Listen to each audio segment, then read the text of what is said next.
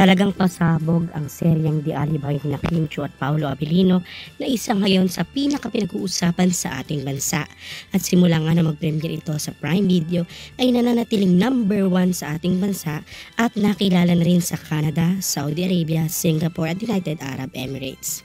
At isa sa mga naging iconic na karakter ni Kim Chiu na Stella Morales ay maraming mga eksena with Miss Alma Moreno na gumaganap bilang Mama Mona na manager sa bar na pinagtatrabuhan ni Kim Chiu. At ito nga ang naging isang magandang usap-usapan kay Kim dahil nagpasalamat si Miss Alma kay Kim Chiu. Siya ay nagpasalamat matapos makatanggap ng House of Little Bunny na bag na regalo ni Kim kay Miss Alma matapos ang taping ito sa The Alibay. Nakalagay, "Thank you anak Kim Chiu sa binigay mong bag, my little bunny. Sobra akong touch at nagpapasalamat din ako dahil pinili mo kong maging katrabaho.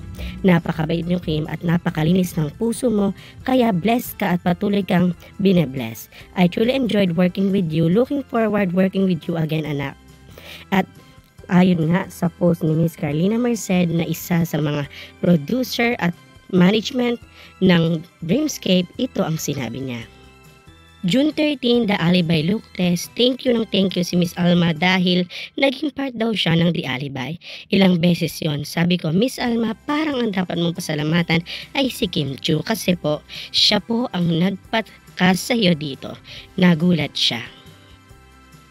Dugtong pa ni Miss Carlina na sabi ni Miss Alma, talaga ba? Ba't daw? At natiri-eyed na nga. Sabi niya, nung nabasa po niya ang script, ikaw daw po ang unang nakita niya as Mama Mona. Kaya ni-request po niya. Lumalabas pala na si Miss Alma Moreno ay handpick o pinili talaga ni Kim Chiu para makatrabaho sa The Alibay.